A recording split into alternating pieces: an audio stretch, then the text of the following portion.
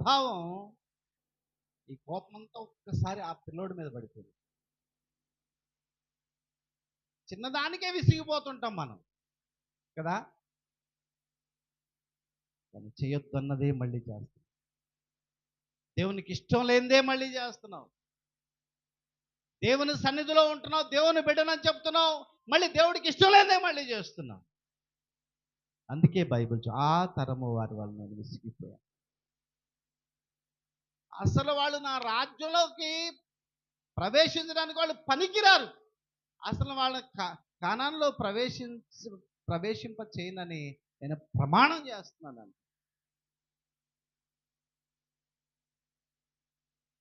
నీ ప్రవర్తన దేవుడిని సంతోషపరిచేదిగా ఉందా, దేవుని విసిగించేది?